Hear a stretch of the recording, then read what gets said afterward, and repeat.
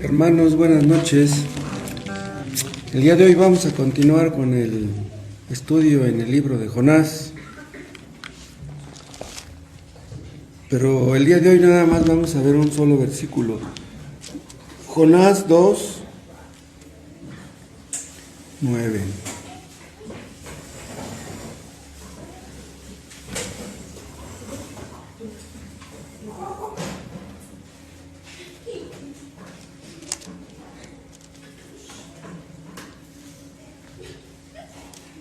Mas yo con voz de alabanza te ofreceré a sacrificios, pagaré lo que prometí, las salvaciones de Jehová.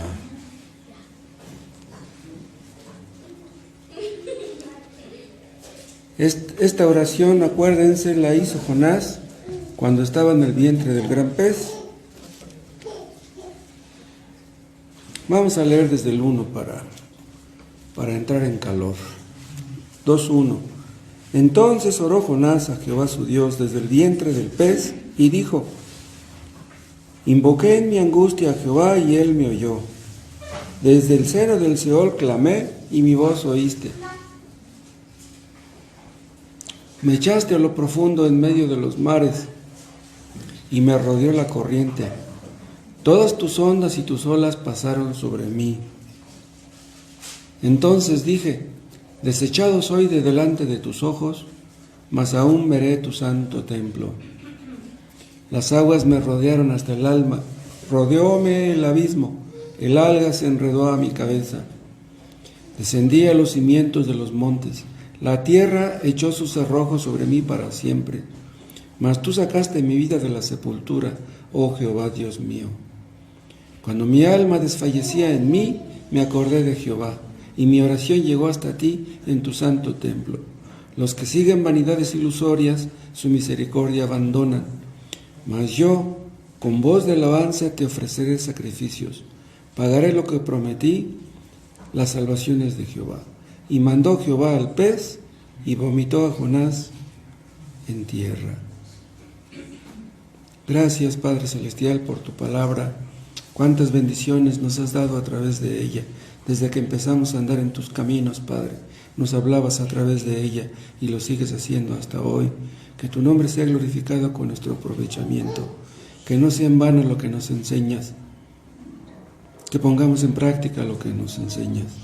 Que seamos obedientes a tu voz y que nos guíes por tus caminos hasta el último día de nuestras vidas. Santifica tu iglesia, bendice a tu pueblo, ayuda a nuestros hermanos que están enfermos.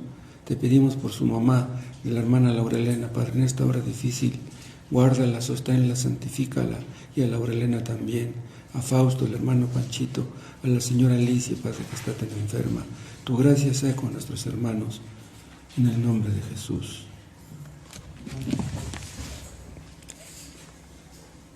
Aquí en el versículo 9, al final, dice Jonás: la salvación es de Jehová.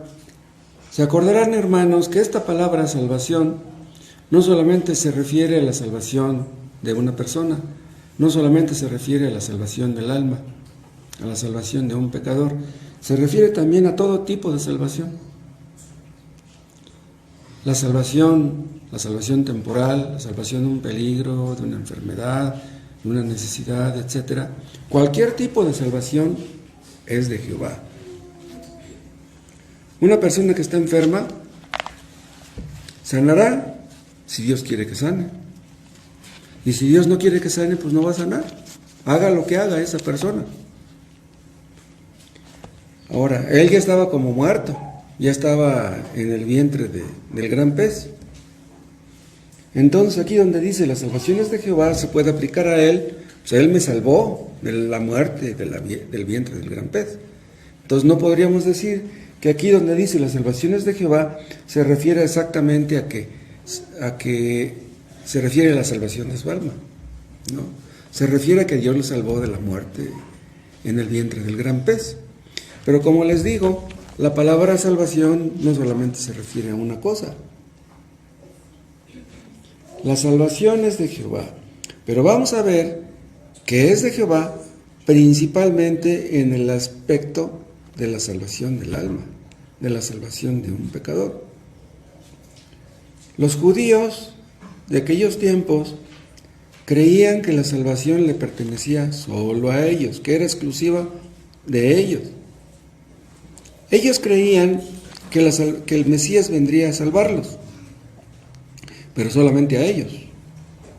Pero como vino el Mesías y las expectativas que ellos tenían no se cumplían en Cristo, entonces eso los frustró. ¿Y qué hicieron? Pues lo mataron. La salvación es de Jehová.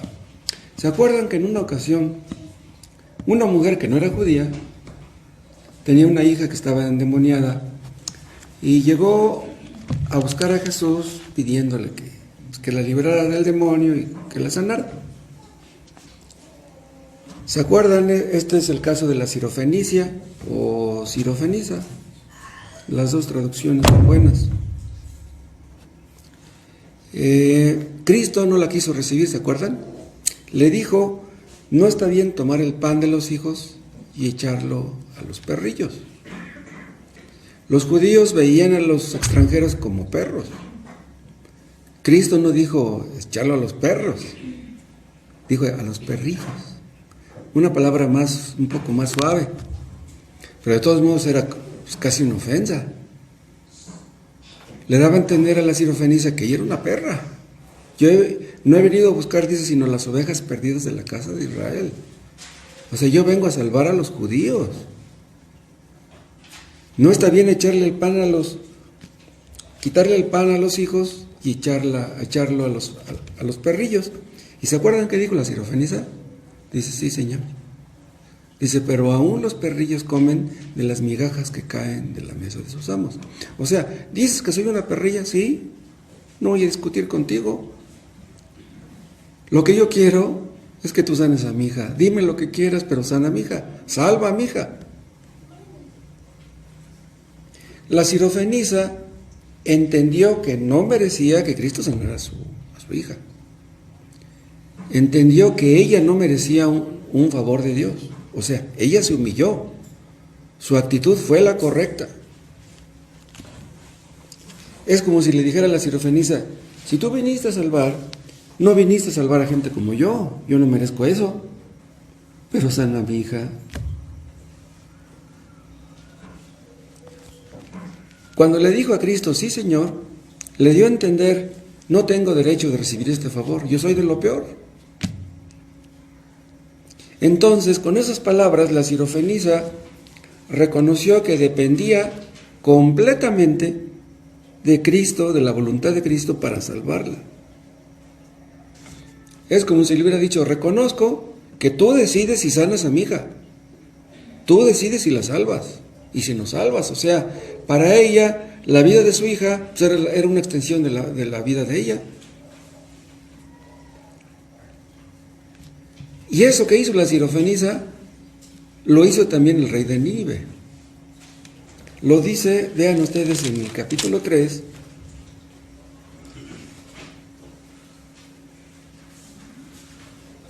dice en el 4, comenzó Jonás a entrar por la ciudad camino de un día y predicaba diciendo, de aquí a 40 días Nínive será destruida. Y los hombres de Nínive creyeron a Dios y proclamaron ayuno y se vistieron de cilicio, desde el mayor hasta el menor de ellos. Y llegó la noticia hasta el rey de Nínive y se levantó de su silla, se despojó de su vestido y se cubrió de cilicio y se sentó sobre ceniza. O sea, como diciendo, estoy muerto, denme por muerto.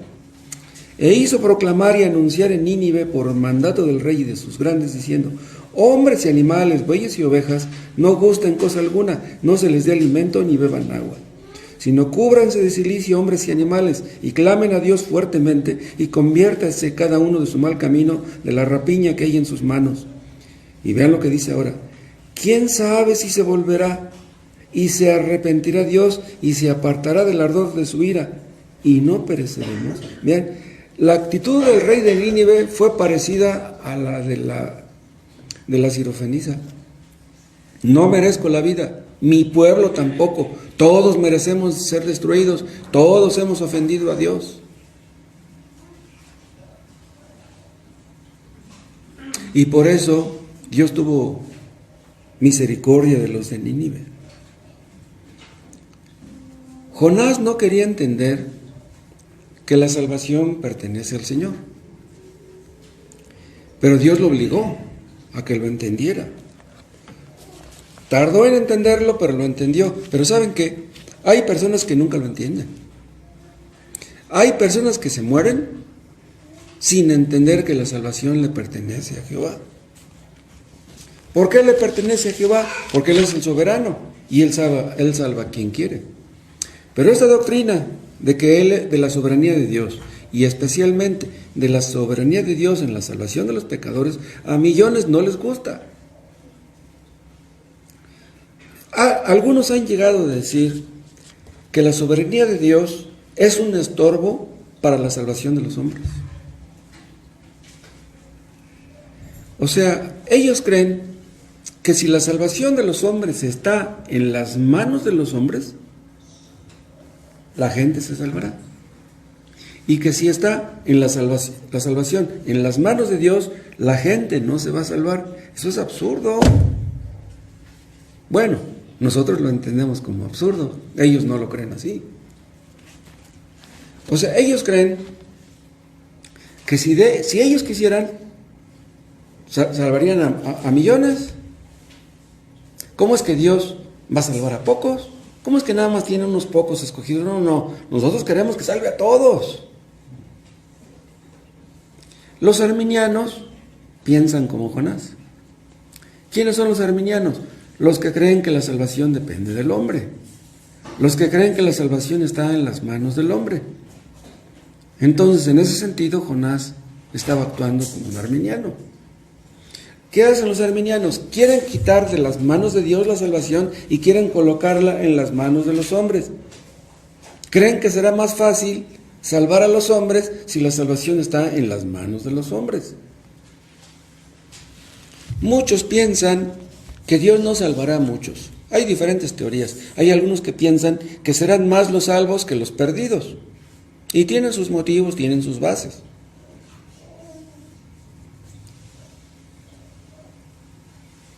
Pero la soberanía de Dios es un obstáculo para la salvación de muchos.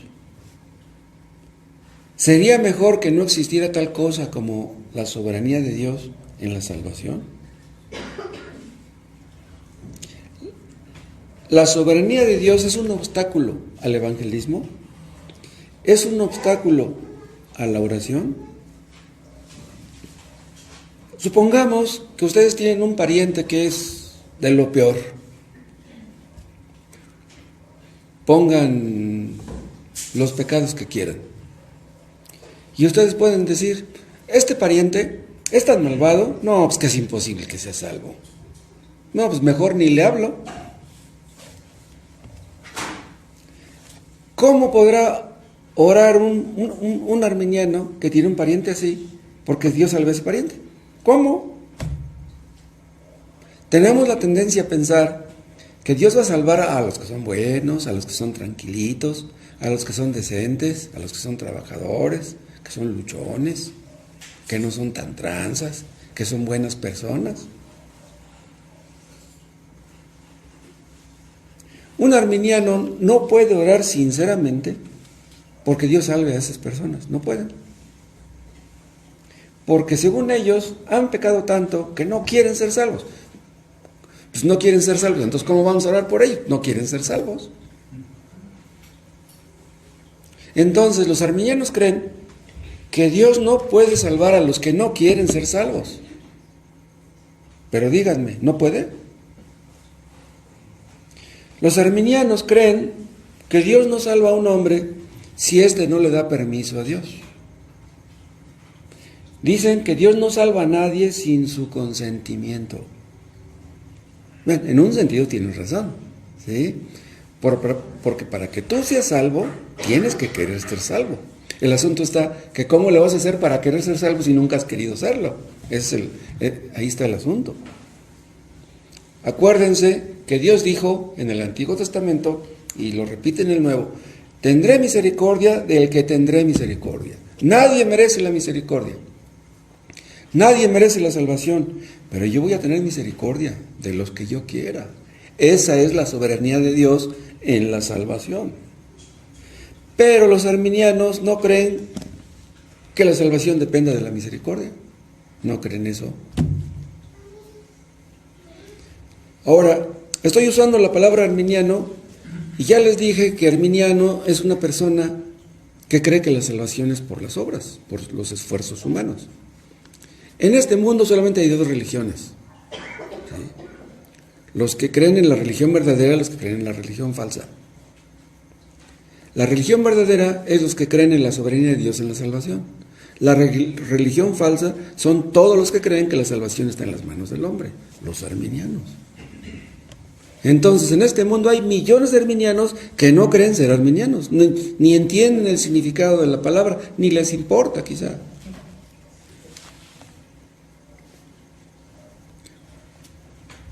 Hay cultos de oración en iglesias arminianas, donde supuestamente oran por los perdidos. ¿Pero cómo oran ellos?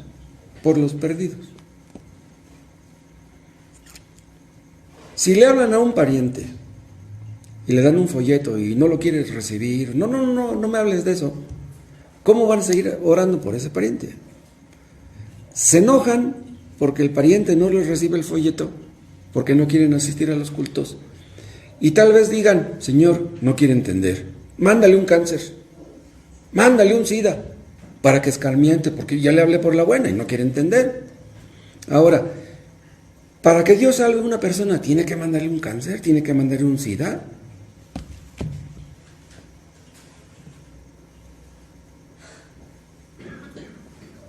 La verdad es que un hombre sea sano, esté enfermo gravemente, no se va a salvar si Dios no quiere salvarlo. Un hombre que es abandonado por Dios no se va a salvar de ninguna manera. Nosotros creemos en un Dios que puede dar el arrepentimiento y la fe, requisitos para la salvación. Cristo fue entronizado para eso, para dar tanto el arrepentimiento como la fe. Lo más valioso son regaladas esas cosas. Entonces, aunque nuestro pariente malvado que tenga el corazón tan duro, Dios puede darle el arrepentimiento y la fe, aunque por ahora no quiere esas cosas. Dios puede dar el arrepentimiento, la fe, la regeneración, la justificación, la salvación a cualquiera. Porque si no pudiera hacerlo, entonces nadie sería salvo.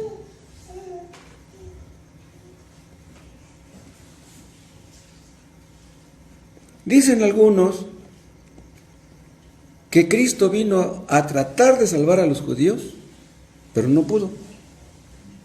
Lo mataron porque no pudo, no se dejaron, pues es que ellos tenían su propio albedrío y dijeron, no queremos ir a Cristo. Entonces, Cristo quiso, pero ellos no quisieron, entonces no pudo. Pero si Cristo salvó a pocos judíos, porque en tiempos de Cristo había muy pocos que fueron salvos.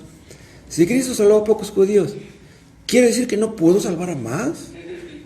Los demás no se dejaron salvar, y esos pocos sí. Los pocos que fueron salvos eran mejores que los muchos que no lo fueron. Vean Romanos capítulo 9.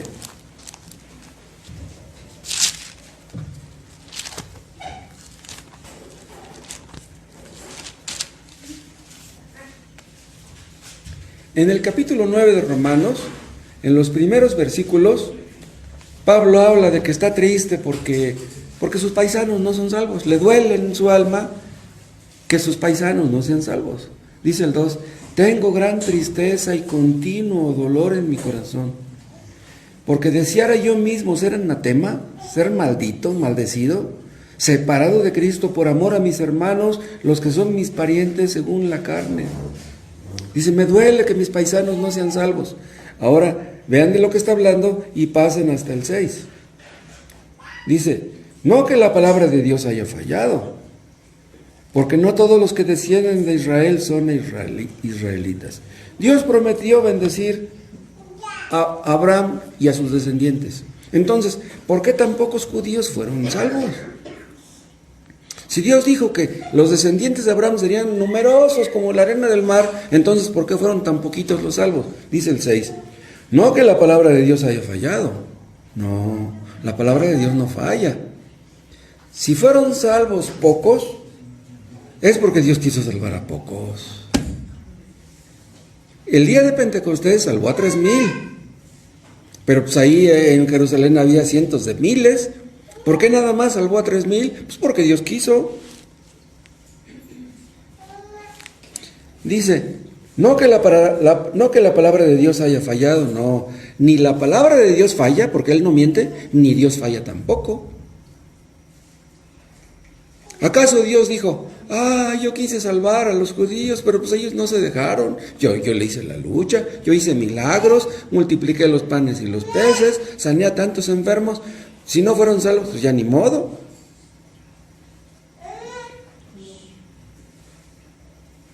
Pero vean lo que dice al final del versículo 6, Romanos 9:6. Dice, bueno, vean otra vez todo el versículo. No que la palabra de Dios haya fallado, dice, porque no todos los que descienden de Israel son israelitas. Aquí está la clave. O sea, los que mataron a Cristo eran descendientes de Israel, eran descendientes de Abraham, pero descendientes físicos, pero no eran descendientes espirituales. Ese es el asunto. La gran mayoría de descendientes físicos de Abraham no eran descendientes espirituales, no eran hijos de Abraham. Entonces, ¿de quién eran hijos? Cristo se los dijo, ustedes son hijos de su padre el diablo. Esas palabras tan terribles, ustedes son hijos de vuestro padre el diablo, acuérdense, se las dijo Cristo a personas que eran expertos en el estudio de las Escrituras. Los fariseos y los escribas eran gente estudiosa, pues Cristo le dijo a ellos, ustedes son hijos de su padre el diablo. Tenían las Escrituras, pero no creían en ellas. Y no creían en ellas porque no creían en Dios. Si hubieran creído en Dios, hubieran creído en Cristo. Pero como no creían ni en el Padre ni en el Hijo, por eso mataron al Hijo. Ahora, el apóstol Pablo, acuérdense, en este controvertido capítulo de Romanos 9, dice claramente, a Jacob amé, mas a Esaú aborrecí. ¿Por qué amó a uno y aborreció al otro? Porque Él es soberano. Y más adelante habla de que Él es el soberano alfarero. ¿Qué? ¿No puede el soberano alfarero hacer unos vasos para honra y otros para deshonra? ¿No puede Dios salvar a unos y rechazar a otros? Todos merecemos la salvación, la condenación. Todos merecemos el infierno. Todos hemos pecado contra Dios. Entonces, si Dios salva a algunos nada más, es porque la salvación le pertenece a Él.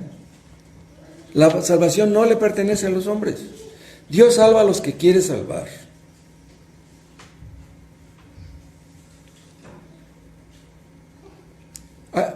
Ese versículo que está en Romanos 9 que dice, tendré misericordia de quien tendré misericordia, era un texto que se supone los judíos conocían. Si algunos judíos fueron salvos por la misericordia de Dios. Algunos judíos fueron salvos. El día de Pentecostés 3,000 recibieron la misericordia. Y muchos gentiles también. Después de que empezaron a predicar los apóstoles, muchos gentiles entraron en la salvación y también cuando predicó Pablo. Pero acuérdense que veíamos en algún estudio anterior que Dios tomó la decisión desde la eternidad de salvar a muchos gentiles. Eso no fue algo que se le ocurrió a Dios de repente. Eso ya estaba planeado desde antes. Dios tomó la decisión de salvar a algunos judíos y a algunos gentiles. Vean ustedes que la elección acaba con el Dios imaginario de muchos. La depravación y la elección. Muchos creen que Dios salva a los buenos. ¿Qué clase de Dios tienen ellos en su mente? Eso es lo que creían los judíos.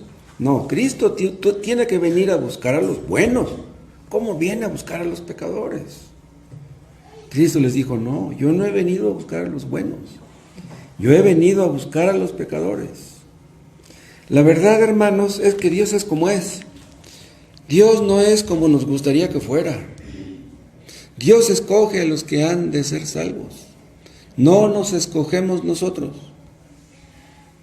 Los arminianos creen que Dios está obligado a respetar los derechos del hombre. ¿Y todos tenemos derecho a ser salvos? ¿Por qué Dios escoge a unos y a otros no? Entonces, ¿qué? ¿Dios está en contra de los derechos humanos? Dicen esas personas que Dios es injusto si escoge solamente a algunos. Pero díganme, ¿la salvación tiene que ver con la justicia? Dicen, Dios sería injusto si salva solamente a algunos. ¿Pero qué tiene que ver la salvación con la justicia? Vean, si Dios le fuera a dar la salvación según la justicia que cada uno merece, todos terminaríamos en el infierno, porque todos hemos violado la ley. La salvación no es un asunto de justicia, la salvación es un asunto de misericordia. Tendré misericordia de quien yo quiera. Pero Jonás pensaba que Dios tenía que actuar en base a justicia. Los ninivitas son malvados, ellos merecen la muerte. Pero él no entendía que todos los judíos también merecían la muerte, no solamente los de Nínive. Jonás pensaba, si Dios es justo, tiene que darle su merecido a los de Nínive. Después de que predicó el Evangelio, o algo parecido ahí en Nínive, esperó 40 días a ver la reacción de los ninivitas. ¿Qué es lo que estaba esperando? Quería ver que Dios cambiara de opinión y que los destruyera. Eso está en Jonás, en el capítulo 3.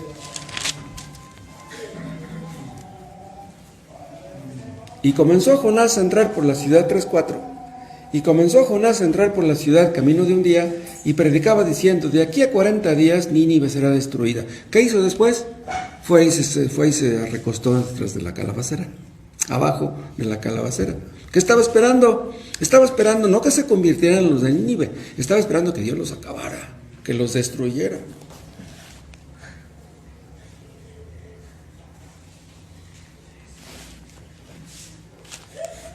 ¿Saben qué pensaría Jonás? Voy a ver cómo Dios acaba con los de Nínive. Y cuando yo regrese a Israel, voy a ser recibido como un héroe. Elías hizo que fuego descendiera del cielo y que consumiera a los profetas de Baal. Ahí a todos los degollaron y los mataron. Elías pensaba que iba a haber un avivamiento después de que cayó fuego del cielo y que mataron a los profetas de Baal. Entonces Jonás quería hacer algo parecido. Quiero que Dios acabe con los de Nínive. Voy a regresar a Israel como un héroe. Qué tremendo es el corazón humano. Seamos profetas o no. Hay muchas personas que sospechan que Dios es injusto. Hay personas que han sufrido mucho. Y dicen, bueno, si Dios existe, y si Dios es justo, ¿por qué a otros les va bien? Otros tienen mucho dinero, están sanos, no tienen problemas. ¿Por qué yo leo la Biblia, lloro y a mí me va mal, tengo problemas? ¿Por qué? Creen que Dios es injusto. Pero ¿saben una cosa? Si Dios fuera a actuar en base a justicia, Dios nos castigaría a todos. Y aquí estoy usando la palabra todos intencionalmente, a todos, cristianos o no cristianos. Una persona que ha sufrido mucho en la vida puede decir, como he sufrido mucho, merezco que Dios me dé la salvación. No, la salvación no se da por merecimientos. Los sufrimientos, las aflicciones no son meritorias. Está escrito también ahí en Romanos 9 que la salvación no depende del que quiere ni del que corre, sino de Dios que tiene misericordia. La misericordia no depende de méritos, la misericordia no depende de esfuerzos, la misericordia no depende de que le eches ganas, no depende de que des una ofrenda o un diezmo.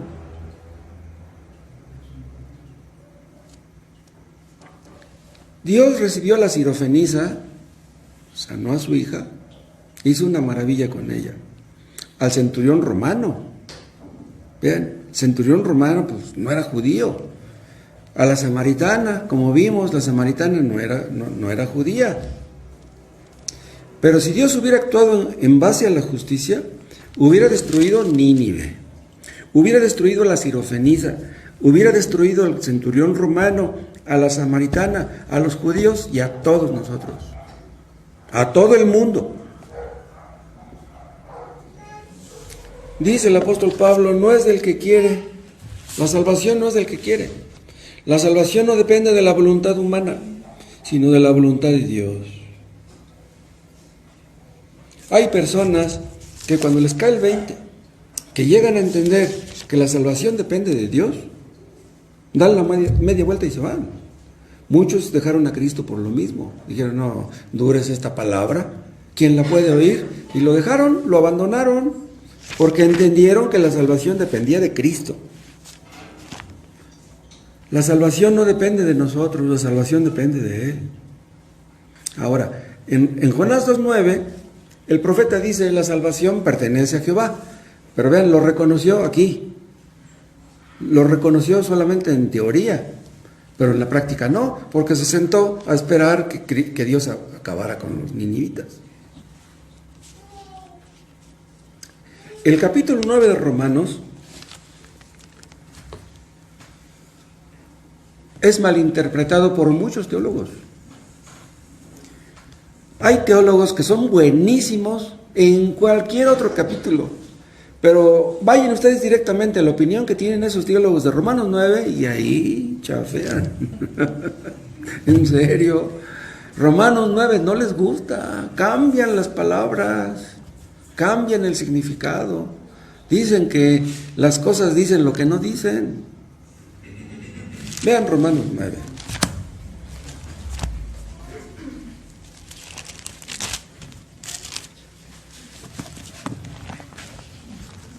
Vean Romanos 9:17. Porque la Escritura dice a Faraón, para esto mismo te he levantado, para mostrar en ti mi poder y para que mi nombre sea anunciado por toda la tierra. ¿Quién levantó a Faraón en el trono de Egipto? Fue Dios. Dice, para esto mismo te he levantado, para mostrar en ti mi poder. Quiten ustedes la palabra poder y pongan soberanía y está bien. Para esto mismo te he levantado, para mostrar en ti mi soberanía. Y luego dice, para que mi nombre sea anunciado por toda la tierra. Todo el mundo sabe que el faraón murió ahogado en las aguas del Mar Rojo y sus ejércitos. Dios se hizo famoso y también Faraón se hizo famoso, pero por su necedad, por su torpeza. Dice, para mostrar en ti mi poder, 9:17, al final, para mostrar en ti mi poder y para que mi nombre sea anunciado por toda la tierra. ¿Se acuerdan qué significa la palabra nombre? Habla del carácter de Dios, de toda la amplia gama de sus atributos. Dios quiere que todo el mundo sepa que Dios es soberano y todopoderoso y justo y santo y que con Él no se juega. Dios quiere que por toda la tierra se anuncie que Él es soberano para salvar. Es una doctrina crucial. Los que no creen que la salvación le pertenece a Jehová y que Él salva a quien quiere, no entienden las Escrituras. Digan lo que digan y hagan lo que hagan. Dios fue soberano para crearnos, para crear el universo. Y Dios es soberano también para salvar. La salvación le pertenece a Jehová. Tan soberano es que dice el 18, de manera que de quien quiere tiene misericordia y al que quiere endurecer, endurece. ¿Por qué lo dice? Porque endureció a Faraón. Pregúntenle ustedes qué quiere decir 9:18 a un arminiano. Pregúntenle. Este texto choca por completo con los arminianos, con los que creen que la salvación depende de uno. Pregúntenle a un arminiano, ¿qué quiere decir al que quiere endurecer, endurece? No saben contestar.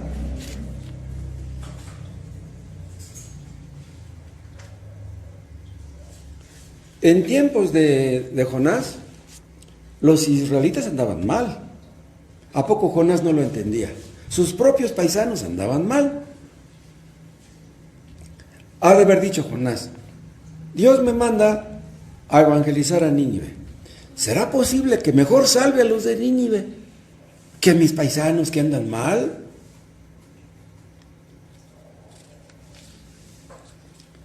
Hay 9 textos, vean lo que les estoy diciendo, hay 9 textos en el Antiguo Testamento que dicen que Jehová endureció a Faraón. ¿Quiénes son los que se endurecen? Los que se oponen a Dios. Él se opuso una y otra vez.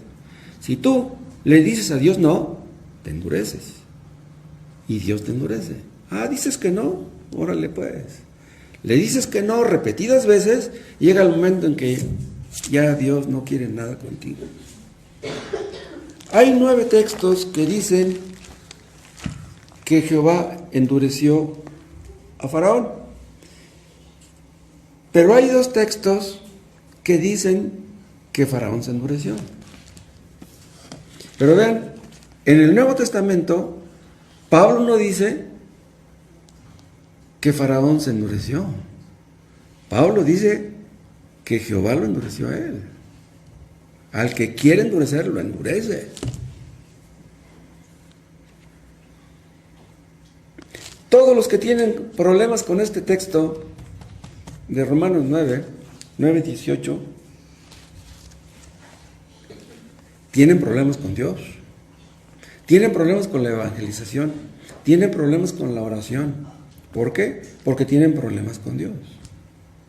Una persona que cree que Dios comete errores, una persona que cree que Dios es injusto, no puede orar.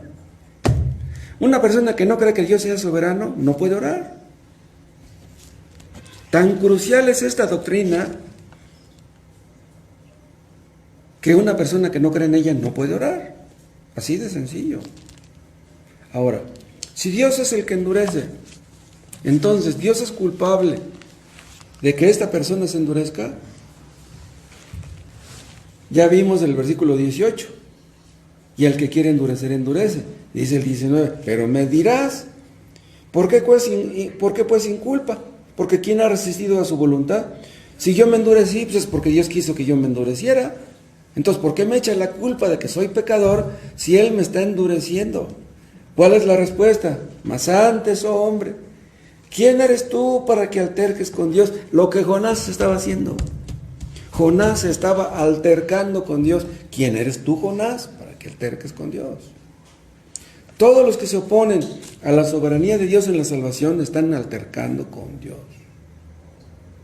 Dios, es como si Dios le dijera a Jonás, ¿quién eres tú, Jonás, para que alterques conmigo? Jonás no quería que Dios fuera soberano para salvar. ¿No quería? O sea, Jonás estaba actuando como un arminiano. Dicen algunos, si la salvación es de Jehová, le pertenece a Jehová, entonces los hombres no son responsables de arrepentirse, porque si les decimos que se arrepienten y ellos no quieren arrepentirse, antes bien se endurecen, entonces, pues ¿de qué sirve que les digamos que se arrepientan? Si les decimos que se arrepientan, se supone que pueden.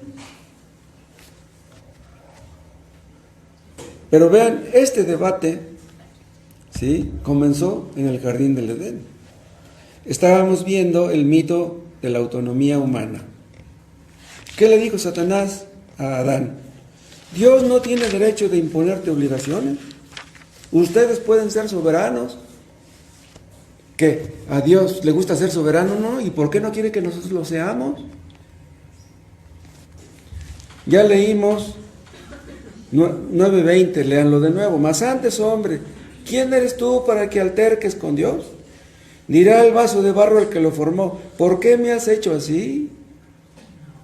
Imagínense a Faraón cuando veía que las olas venían y que lo iban a tragar ahí en el Mar Rojo, que le hubiera dicho Jonás, que diga el Faraón, Señor, ¿por qué me hiciste así?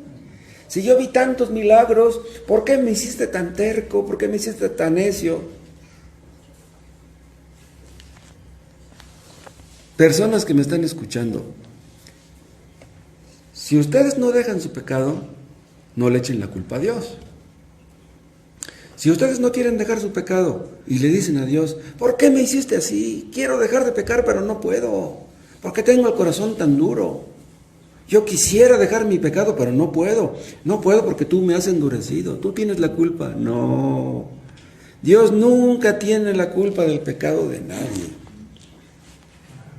Nunca. Y nuestra misma conciencia nos lo dice. Cada vez que pecamos, sabemos bien que pudimos haber hecho otra cosa si hubiéramos querido. Si hubiéramos querido. Imagínense un padre, una madre que les dice a sus hijos, hijo, lee la Biblia, busca a Dios, no dejes de orar. No, no quiero. Y no me hables de eso. Y no voy a ir al culto. Y yo quiero vivir mi vida. Tú ya viviste la tuya. Déjame a mí vivir la mía. Llegará el momento en que Dios te va a abandonar.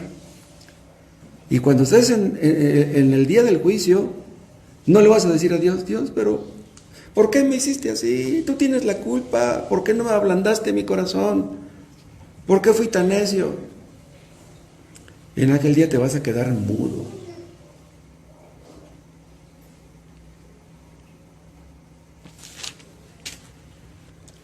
Ya leímos el 21 y vean lo que dice el 22. ¿Y qué? Dice, si Dios queriendo mostrar su ira y hacer notorio su poder, etc. Vean cómo dice, ¿y qué? ¿Qué le dijo Satanás a Dios? Satanás a Adán. Dice, ¿con que Dios ha dicho? Y aquí está la respuesta, dice, ¿y qué? ¿Y qué? Aquí está la respuesta. Esa es la prerrogativa divina. Dios quiere mostrar su ira. Se la mostró a Esaú, se la mostró a Adán y se las mostrará a todos los que se niegan a arrepentirse.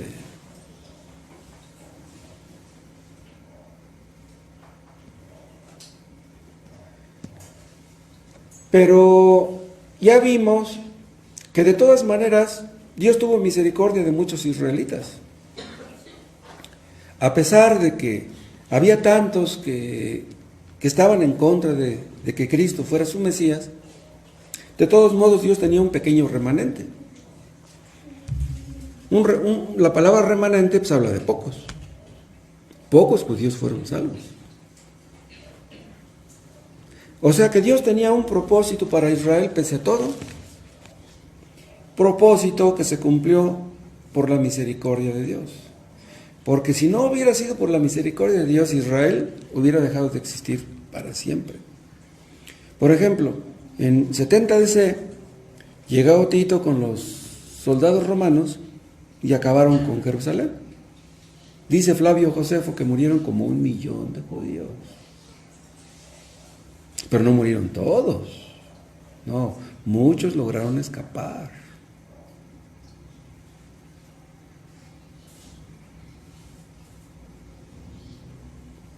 Y los que no creen en esto, los que no creen en esta doctrina de que Dios tiene todo el derecho de salvar a los que Él quiere,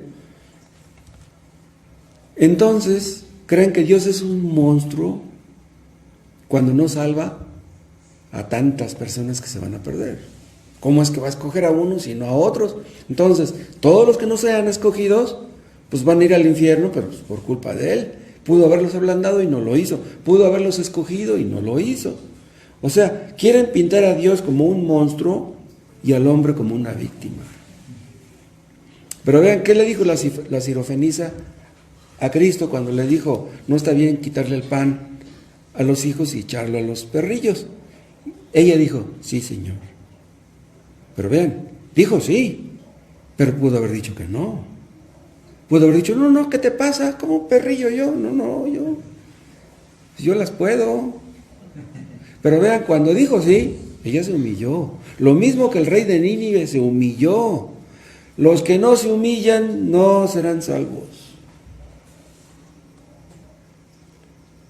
Satanás le dijo a Dios, no. Le dijo a Adán, no, ustedes no tienen por qué someterse. ¿Qué es soberano ni qué nada? Ustedes pueden ser soberanos. Pero las personas que le dicen no a Dios no pueden esperar terminar bien. ¿Saben qué les espera a los que le dicen no a Dios? Puras cosas tristes, puras cosas duras. Dios tiene todo el derecho de hacer con nosotros lo que le plazca. ¿Saben ustedes cuántas veces le dijo Faraón a Dios? ¿No? 9 veces. 9 veces, hasta la 10ª plaga, fue que él murió. ¿Pero qué pasó? Después de que le dijo 9 veces que no a Dios, Dios le dijo a Faraón, no. Si ustedes le dicen que no a Dios, Dios les dirá a ustedes que no, tampoco, también. Todos los que se oponen a su soberanía,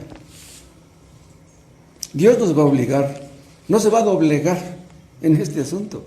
Los que debemos doblegarnos somos nosotros, Él no se doblegará. Ahora, Jonás le dijo que no a Dios, pero Dios tuvo misericordia de él. Pero si ustedes le dicen que no a Dios, ¿qué les vamos a decir nosotros?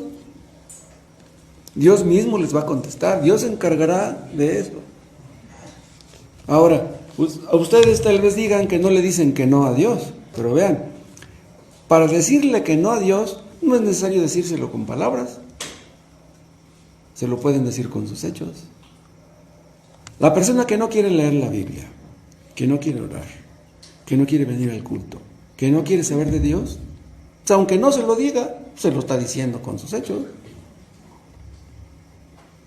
¿Qué es lo que tienes que hacer? Pues lo que dijo el rey de Nínive. ¿Qué es lo que tienes que hacer? Pues lo que hizo la sirofenisa. ¿Quién sabe si se volverá y se arrepentirá del furor de su ira?